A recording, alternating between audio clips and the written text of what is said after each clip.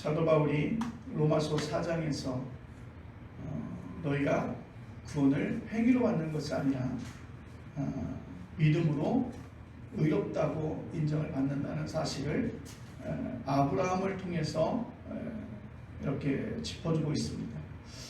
우리가 이 말씀 믿음으로 구원을 얻는다, 그것을 우리는 이심칭의라고 그렇게 이야기하고 있습니다. 그는 이어지는 5장에서 믿음으로 의롭다고 인정받는 사람의 삶에 관해서 말합니다. 그러면 어떤 사람이 하나님으로부터 의롭다고 인정을 받는 사람이냐? 1절 말씀에 이렇게 시작하고 있습니다. 그러므로 우리가 믿음으로 의롭다 하심을 받았으니 우리의 주 예수 그리스도로 말미암아 하나님과 화평을 누리자. 아멘. 자, 믿음으로 의롭다는 인정을 받았다는 말을 우리가 일상적인 이야기로 바꾸면 어떻게 될까요? 여러분, 연예계에 등장하는 사람들이, 어떤 사람들은 반짝 나왔다가 사라지는 사람들이 많은데, 그래도 설득력 있고 사람들에게 호감형이고 또한 연기에 아주 혼을 담아서 하는 친구들 같은 경우는 계속해서 성장하죠. 그런 배우가 되어지면 정말 그 한 사람에게 있어서 생기는 부가가치가 엄청나다고 하죠. 자, 가장 잘 나가는 배우가 있다고 합시다. 그가 주인공으로 출연하는 영화는 늘 한 3할 이상 대박을 치는 그 사람의 출연료는 얼마일까요? 하늘 높은 줄 모르고 치솟습니다. 정말 몇 년 전만 해도 우리 찬양사역자인 우리 찬양사역자인 소양을 이렇게 방송국을 통해서 극동방송이나 CBS를 통해서 섭외를 가능했죠. 그래서 전체 집회를 할 때 이렇게 모셨어요. 거의 이제 전체 집회에는 얼만큼 많은 갤러티를 받지 않고 또 방송국을 타고 오시면 그렇게 많이 안 받아요. 근데 지금은 워낙 수양이라고 하는 가수가 전 세계적으로 유명해졌어요. 그러다 보니까 섭외조차도 쉽지 않습니다. 자, 그렇게 섭외하기 정말 어려운 사람, 그의 몸값은 정말 부르는 게 갑인 사람이 있는가 반면에 비중이 낮은 조연, 그러니까 단역 배우로 나오는 사람들이 있다고 합시다. 단역으로 하다 보니까 그가 재능이 있음에도 불구하고 잘 드러내지도 않았기 때문에 사람들로부터 인정받지 못하는 거예요. 대다수의 많은 그 출연자들이 그렇다고 하죠. 단역 배우들. 그 출연자의 그 출연료는 최저 생계비에도 다다르지 않기 때문에 그것만 바라보고 살 수가 없다고 하는 것이죠. 그런데 제가 앞에 말씀드렸던 배우는 자기의 인기에만 몰두하고 뒤에 배우는 영화 자체에 집중합니다. 그렇게 되죠. 영화 투자자와 대중들은 인류 배우에게 열광을 하지만 영화의 본질을 이해하는 사람은 정말 단역이지만 최선을 다하는 사람. 결국에 그러한 분들이 나중에 정말 제대로 된 연기를 하는 분이 되죠. 왕가 사는 남자의 유해진 같은 배우는 대한민국의 보배 같은 배우죠. 국민 배우죠. 그도 한동안은 단역 배우로서 사람들로부터 집중을 받지 못하는 삼류 건달 역할들만 했던 배우인데 그가 얼마나 노력했는지 지금은 우리 곁에 와서 국민 배우로 성장하고 또 이제는 영화를 발전시키는데 노력을 하고 있습니다. 자, 바울의 설명에 따르면 하나님 앞에서 의로운 사람이 되는 기준은 겉으로 드러나는 열광적인 어떤 인기나 그런 것이 아니라는 거예요.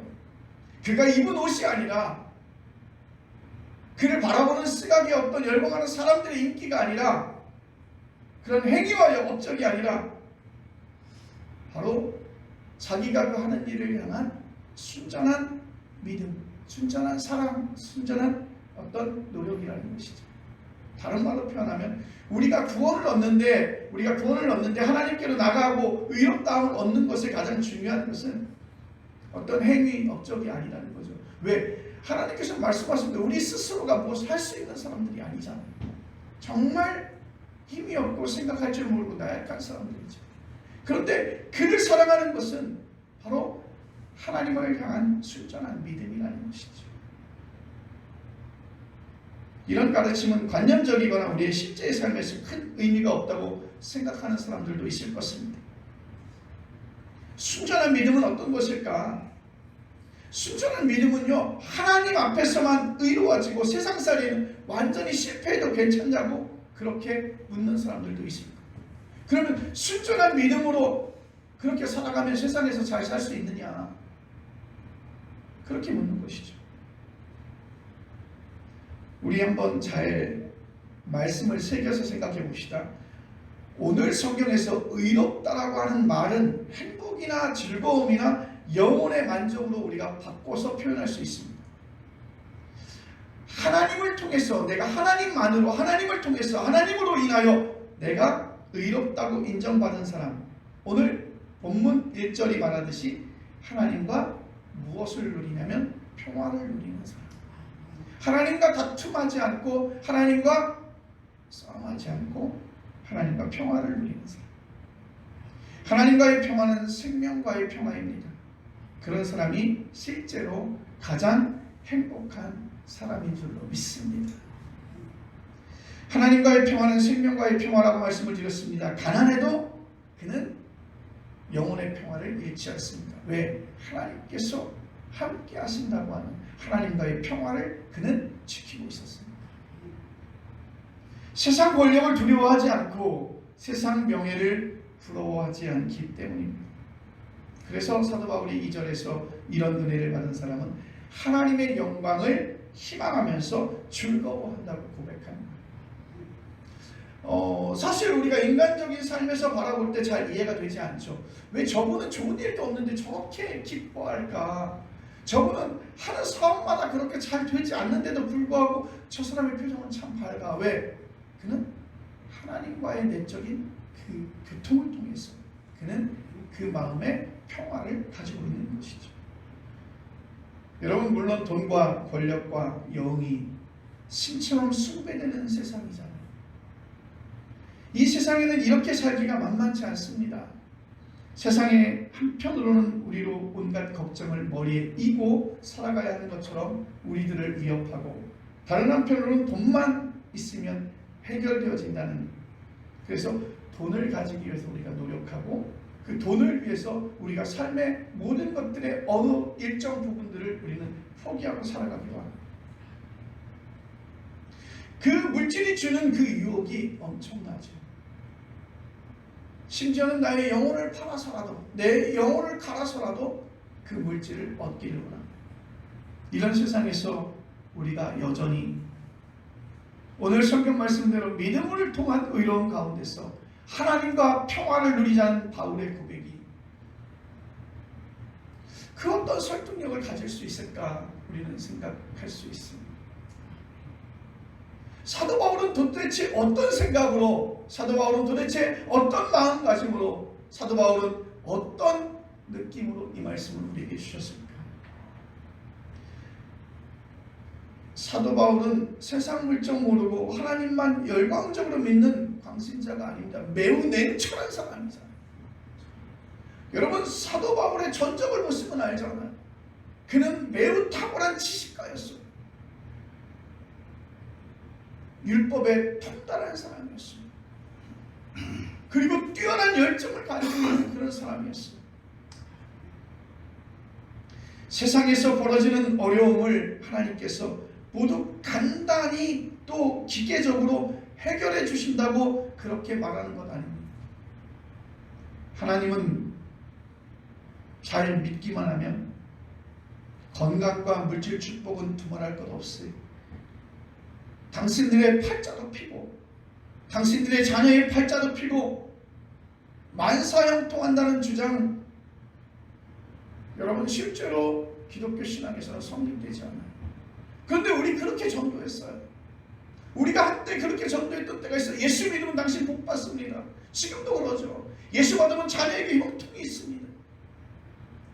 그러니까 뭐냐면 자녀에게 형통이 있고 복 받는 것이 하나님 믿는, 예수 그리스도를 믿는 그런 반대급부라고 생각하는 거예요. 내가 그래서 복 받기 위해서 세상의 그 어떤 복인지는 알지 못하지만 일반적으로 세상의 복, 물질의 복을 받는 거예요. 그것 받기 위해서 내가 예수를 믿고, 그것 받기 위해서 교회 나오고, 그것 받기 위해서 교회에서 우리가 그렇게 살아간다는 거죠. 그런데 기독교에서는 그렇게 말하지 않아요. 성경은 그렇게 말하지 않아요.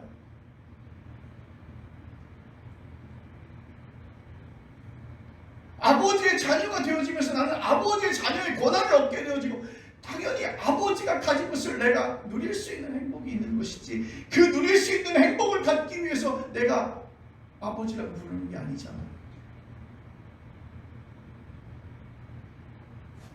가장 중요한 것은 내가 믿음으로 구원을 얻고 내가 생명을 얻고 하나님의 자녀가 된다는 것이 더 중요한 이야기인데, 우리는 그 맥락보다 사람이 더 관심 있고 사람이 더 좋아하는 말을 가지고 그렇게 복음을 전하는 거예요.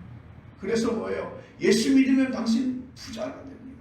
예수 믿으면 당신이 하는 사업이 형통하고 앞으로 부흥할 것입니다. 그럼 부흥 안 하면 어떡할 거예요?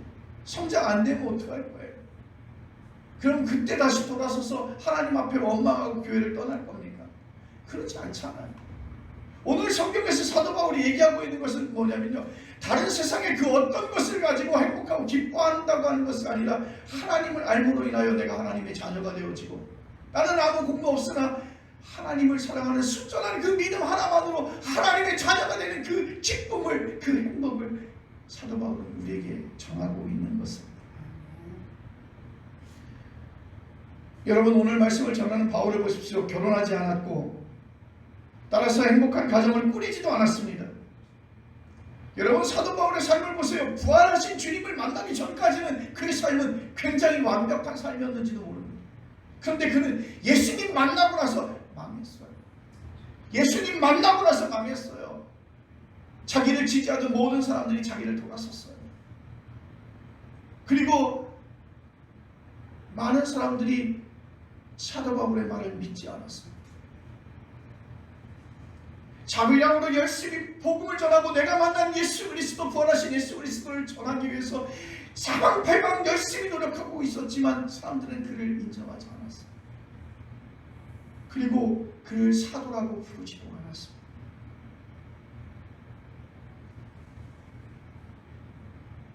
그러니까 보면 사도 바울은요, 예수 만나고 나서의 삶이요, 인간적으로 보고 세상적으로 바라봤을 때는 그는요 정말 고생을 바가지로 한 사람이에요. 이 말은 어떤 말이냐면요, 어렸을 때 공부 열심히 해가지고 부모님의 바람대로 열심히 공부해서 의대에 가서 정말 또 열심히 공부해서 전문의 자격을 따고, 이제는 뭐예요? 돈 벌 일만 남았는데 아프리카로 선교 가는 거예요. 그 풍토병에 시달려가면서 약도 없는데 사람들에게 투벌하면서 그 병든 자들을 고쳐주고 그들을 위해서 기도하고 그들을 위해서 헌신하는 거예요. 세상적으로 바라보면 왜 의사가 굳이 거기 가서, 왜 의사가 여기서 개업하면 정말 많은 돈을 벌 수도 있는데, 그만한 실력도 있는데, 그만큼 고생했는데 정말 번듯한 병원 차려서 많은 돈 벌어서 그렇게 좀 잘 살 수 있는데 안 하는 거죠. 그가 가진 사명 다하기 위해서, 의사로서의 사명을 다하기 위해서 정말 의료 혜택을 받지 못하는 곳에 가서 자기의 평생 자기의 삶을 드리고 내 몸이 망가지는 줄도 모르고 그들을 위해서 헌신하고 봉사하면서 세상적으로 볼 때 그들을 바보라고 하는 것이죠. 여러분, 사도 바울이 그랬어요. 사도 바울이 정말 지지도 고생하고 많은 사람들로부터, 동료들로부터 손가락질당하고,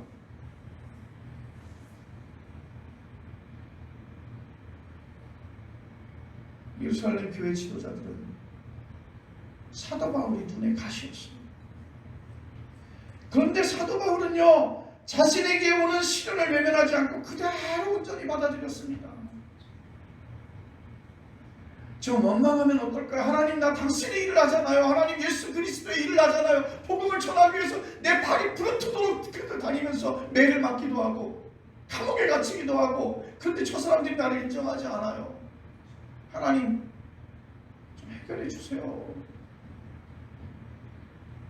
그런데 그에게 닥치는 그 멸시와 고난과 그 아픔과 고통, 거기에 하나도 주눅들지 않았어요. 요즘 아이들 말로 말하면 1도 주눅들지 않았어요. 사도 바울은 그 문제를 영적인 합리성에 근거해서 오늘 우리들에게 이렇게 말합니다. 다만 이뿐 아니라 우리가 환난 중에도 즐거워하나니 이는 환난은 인내를, 인내는 연단을, 연단은 소망을 이루는 줄 알미로라. 아멘. 바울이 놀랍게도 환난 중에도 즐거워한다고 자랑하고 있어요. 여러분, 자랑이 뭐예요? 세상적으로 볼 때 남들이 가지지 못한 거 그거 갖고 있으면 자랑하고 싶잖아요. 세상에서 다른 사람들 다 올라가지 못하는데 나만 올라가거나 내 자녀가 올라가면 그거 자랑하고 싶잖아요.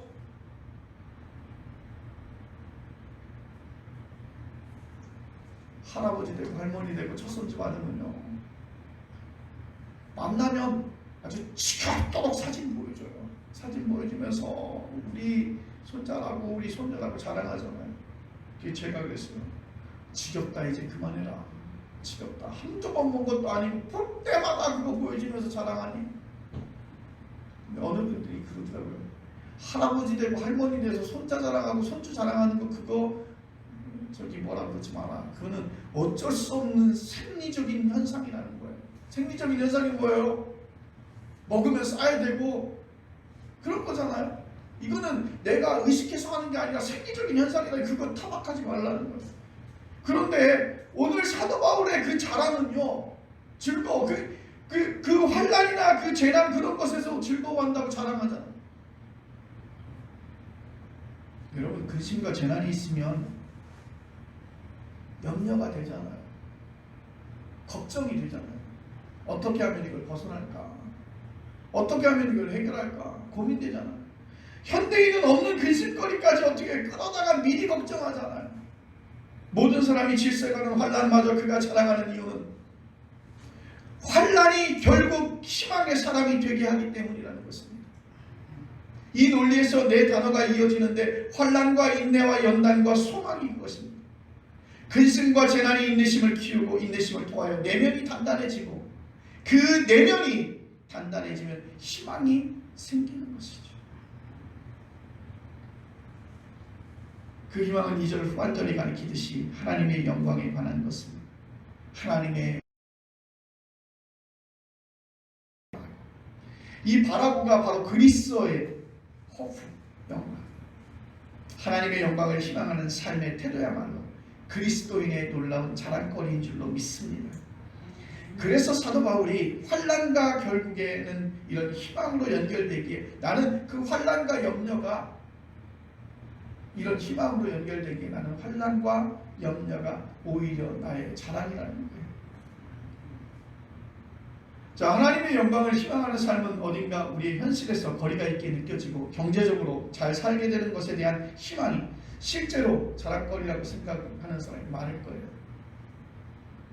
아마 요즘에 잠 못 드는 밤을 보내는 분들이 있을 거예요. 6.3 지방선거에서 총력을 다했는데 사람들로부터 선택받지 못하는 사람들의 그 고통은 매일매일 투표하는 장면이, 매일매일 발표하는 장면이 눈앞에 드러날 것입니다. 이번 6.3 지방선거를 이렇게 살펴보면 저는 그렇게 판단했어요. 많은 후보들이 경제적인 성장, 어렵잖아요. 그러니까 경제적인 성장, 이 어려움을 어떻게 극복할까, 그래서 여러 가지 안도 내고 지역 개발을 하기 위해서 어떻게 해야 되는지 많은 관심들이 있고 또 많은 사람들이 그런 관심이 있었어요. 그런데 결국에 그 투표소의 개함을 열어보니까 그거 아니잖아요. 경제 아니에요. 뭐 통합 아니에요. 그냥 우리 지역 사람 뽑아주는 거야. 아무 생각이 없는 거야. 이 지역 사람 보여주는 거야. 결국에는 그 투표 과정 선거 과정을 통해서 지역은 찢어질 대로 찢어지고, 서로 협치를 해야 되는 사람들은 더 아픈 과정으로 찢어집니다. 정말 해야 되는 일들에 대해서는 말하지 않습니다. 왜? 표가 떨어지니까. 지역주의 타파하지 못했습니다. 인물 중심이 아니라 지역세를 가지고 결국에는 그렇게 되어져 버렸어요. 여러분, 그런 문제로 인해 우리 주변에 이제는 그 고통과 아픔을 치유하는 시간이 굉장히 오래 걸릴 것 같아요. 지금 대한민국은 총체적으로 성능 만능론이라고 하는 이데올로기의 포로가 된 건 아닐까요? 하나님의 영광은 이제 생각지 않습니다. 우리는 중단 없이 무한 성장해서 정말 많은 것들을 누리고자 야망을 불태우는 것 아닐까요? 여러분, 이런 세상을 살아가고 있는데 우리 그리스도인은 어떻게 하나님의 영광만이 우리의 희망이라고, 그래서 그로 인해서 다가오는 환난마저 가난한 질병과 의로움의 운명마저 자랑한다고 그렇게 말할 수 있을까요? 오랜 동안 지인이 이번 지방선거에서 떨어졌어요. 새벽에 가면서 어떤 위로의 말을 해줄까. 그래서 이제 그렇게 위로의 말을 해줬어요. 통에다가 고생했다. 그래도 당신의 진심은 많은 사람들이 알 것이다. 나는 그래도 한 사람의 의원이 아니라 좋은 나의 친구로 다시 돌아온 거 환영한다 하고 이제 글을 보냈어요. 그러면서도 얼마나 속상해할까, 얼마나 아파할까. 아마 투표 과정 가운데 밤새웠을 텐데 그 밤새운 새벽에 받은 그 문자가 그에게 정말 위로가 될까. 근데 조금 있다 바로 톡이 들어오더라고요. 뭐라고 들어오냐? 목사님, 우리 짬뽕 언제 먹을까요? 라고. 짬뽕 언제 먹을까요? 그럼 그가 올린 글을, 그 다음에 올린 글을 보니까 뭐라고 했냐면, 저는 여기에서 멈추지 않습니다. 이 좋은 기회에 저는 더 성장해서 돌아오겠습니다. 저 위로해 주실 분 얼마든지 전화해 주십시오. 저는 상처받지 않습니다. 이렇게 글을 올렸어요. 참 용감하다, 그런 생각이 들어요. 그래서 그 아픔은 얼마나 있을까요? 라는 생각이 드는데, 그러면서 저는 그 생각이 뭐냐면, 저 사람은 저 아픔과 고통을 그냥 아픔과 고통이라고 생각하지 않고 저 아픔과 고통이 나를 또 단련시켜서 새롭게 만들어내고 다시 한번 희망을 다시 또 불지필 수 있구나라고 생각하지 않았나. 그런 생각. 오늘 사도 바울이 했던 것처럼 누구나 피하고 싶은 그 환난이 있을 텐데 실제로 당했다고 합시다. 거기서 자포자기에 떨어지지만 않는다면 다른 사람들이 흉내낼 수 없는 그 인내심이 나한테 다시 한번 탑재가 되는 거예요. 아무도 경험하지 못했지만, 아무도 쓰러져서 일어나지 못했지만 나는 그것을 쓰러져서 다시 한번 일어날 수 있는 힘을 가졌다는 거예요. 인내심이 단단해지면서 연단에 이르고, 우리는 그 연단을 통해서 희망을 바라봅니다. 루터 성경에는 이 단어를 증명이라는 뜻으로 번역을 했어요. 공동 번역 성경은 시련을 이겨내는 끈기라고 번역을 했습니다. 요즘 말로 번역을 하게 되면 내 삶의 내공인 것이에요. 이제는 더 이상의 환난과 아픔과 염려가 내게는 없다는 거예요. 그것은 이미 그 수준을 내가 넘어섰다는 거예요. 여러분, 여러 번 쓰러졌다 여러 번 일어나는 사람은요, 그 정도 내공이 있어요. 그래서 그런 일에 대해서 신경도 별로 쓰지 않아요. 조금 힘든 과정을 거치는 거는 난 당연히 거칠 거야. 그렇지만 그 이후로 내가 가질 수 있는 것들에 대한 희망에 더 마음의 초점을 갖는,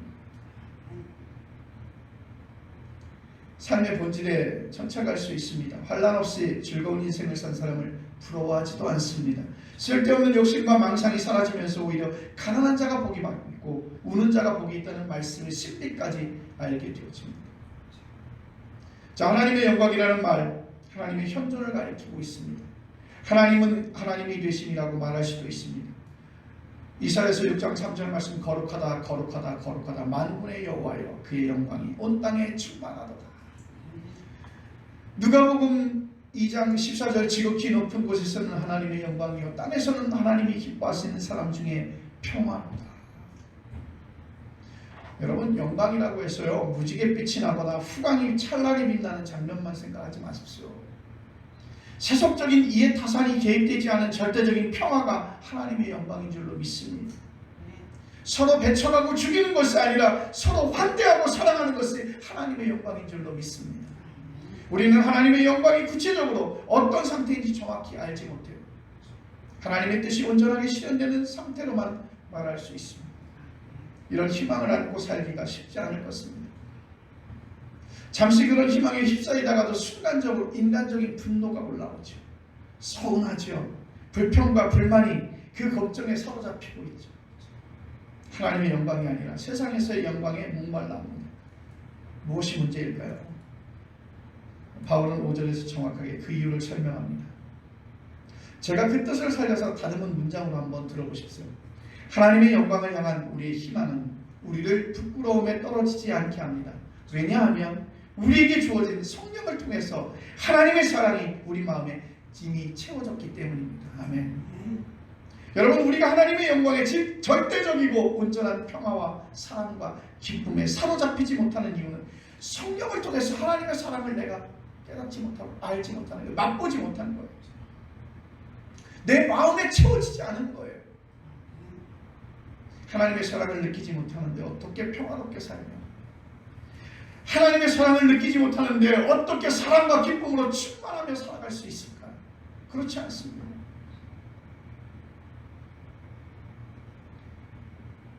우리의 삶에 내 안에 성령이 나를 기쁨으로 채워주고 하나님의 마음을 기쁨으로 채워줄 때 그 어떤 고통과 환난과 그 어떤 멸시가 내 안에 들어오지 못한다는 것, 끝까지 꼭 얼마든지 이겨낼 수 있는 것.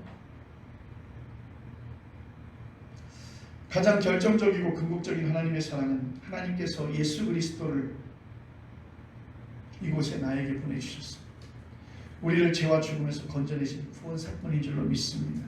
그 이야기가 오늘 본문에서 이어지는 로마서 5장 6절로 11절에 나오죠. 이 단락에서 특징적인 표현이 반복되어지는데 6절에서 우리가 아직 연약할 때라고 나오고 8절에서는 우리가 아직 죄인 되었을 때가 나오고 10절에서는 우리가 원수 되었을 때가 나오고 연약한 우리, 죄인된 우리, 원수된 우리를 위해서 하나님은 당신의 아들 독생자를 우리에게 내어주심으로 하나님께서 우리의 사랑하심을 드러내신 줄로 믿습니다. 8절만 보면 이렇습니다. 우리가 아직 죄인 되었을 때 그리스도께서 우리를 위하여 죽으심으로 하나님께서 우리에 대한 자기의 사랑을 확증하셨느니라. 아멘. 죄라는 본질에 묶인 인간을 위한 예수 그리스도의 죽음이 바로 하나님의 사랑에 대한 확증이라는 이 말씀 여러분 믿어지십니까? 로마서 5장 9절에서 분명히 대답을 얻을 수 있습니다. 그러면 이제 우리가 그의 피로 말미암아 의롭다 하심을 받았으니 더욱 그로 말미암아 진노하심에서 구원을 받을 것이니. 아멘. 예수님께서는 하나님의 아들이십니다. 그를 본 사람은 하나님을 본 것이라 해도 좋을 정도로 예수님께서는 하나님 그리고 하나님의 통치와 하나로 살았던 분입니다. 그는 신성모독과 사회 소유죄라는 제목으로 십자가에서 아주 처참하게 처형당하셨습니다. 그를 제거한 이들은 누구입니까? 유대교의 권력자들과 로마 정치권 권력자들입니다.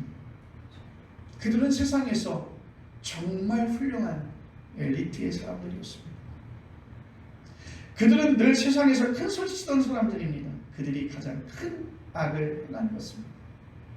예수의 제자들은 세상 권력이 아니라 예수를 따랐습니다. 이들은 하나님께 의롭다고 인정하셨습니다. 믿음으로 의롭다 하심을 받았다라는 표현이 로마서 5장 1절과 9절에서 나오죠. 이 표현이 전체 단락의 토대를 이룹니다. 이 단락만이 아니라 기독교 신앙 전반의 토대인 것입니다. 여러분, 세상 권력자들에게 잘 보이지 않아도 얼마든지 충만하게 인생을 살아갈 수 있도록 허락받았다는 뜻이잖아요. 그런 단계로 들어가면 영혼의 평안을 얻습니다.